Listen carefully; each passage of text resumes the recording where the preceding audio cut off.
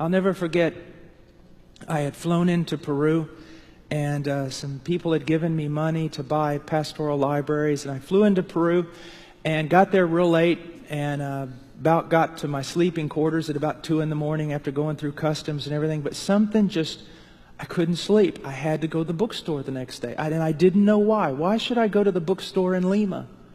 But I just knew, I just couldn't even, I've got to go to the bookstore tomorrow. Well, you've got several days, we can do that later. No, I've got to go now. And remember, I took a taxi there and got there too early, and the doors weren't even open. It's the one good bookstore there in Peru.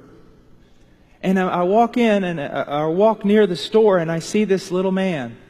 And I could tell he was from the jungles of San Martin because I had worked there before. And I see him sitting there on the curb, kind of looking around. And I sat down beside him. I said, ¿Cómo estás? You know, what's going on? Where are you from? And he started telling me. We started talking about places I'd been, where he'd been. And I said, what are you doing all the way in Lima? He said, well, it took me 3 days to get here. Back of trucks, buses. And I said, well, what are you doing here? He goes, I'm pastoring. I've become a pastor. And he goes, my church gathered up some money for me to come buy some books. And when he said that, my heart just broke. Because I knew the money they gave him wasn't enough to buy a tract in that store. So I sat there and I said, oh, that's good.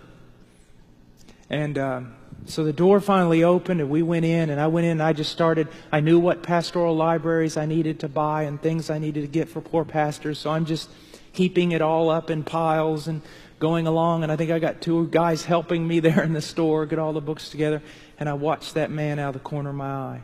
And he'd go to one bookshelf and you'd see him look. He'd go to another. And then finally he went to this little place where they sold chick tracts. And I saw him pick out about 4.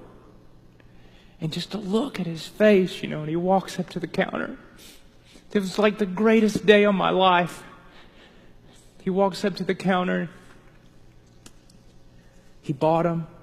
He's just kind of standing there, and I walked over to him. I said, hey, how's it going, He said, didn't even say anything. He was just broke. And I said, what books did you get? He goes, I didn't get any books.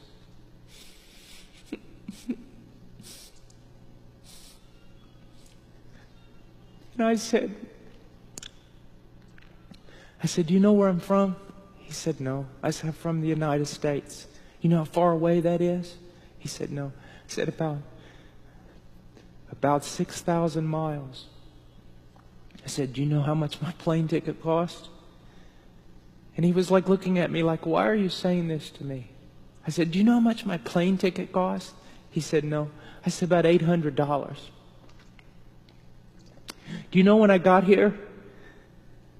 He said, no. I said, 2 this morning. Do you know I couldn't sleep? And he said, no, I didn't know you couldn't sleep.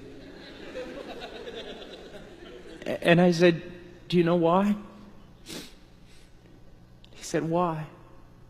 Now you're looking at a man that if he held $5 in his hand, he wouldn't know what to do. I said, a few months ago, God raised up a group of people in the United States. And they gave me money. And then I bought a plane ticket for $800. And I flew in a plane here, and I landed here last night, all the way from the United States. And I couldn't sleep all night. And so I got in a taxi this morning and I made my way down here. Do you know why? He said, no. Because to buy you every book you're ever going to need. I said, do you realize the love of God? I love that. Because if God loves him that much, he loves me that much, he loves you that much. Just think about that. God moved people from an entirely different nation. God spent all kinds of money, bought a plane ticket for one reason. A little Indian in the middle of the jungle. And if you say coincidence, you're a blasphemer and a fool. God did that for him. Isn't that wonderful? We got such a good God. We got a wonderful God. Just got a wonderful God. And that's what missions is about.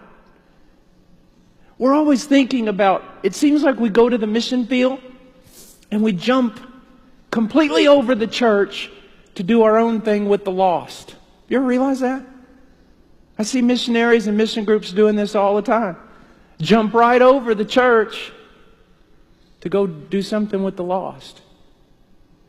My thing is the bride of Christ. If we help the bride become beautiful and strong in those countries, she'll take care of the lost. She'll take care of the lost. We need to pour our lives into the church because that's the only place God's determined to get glory for himself.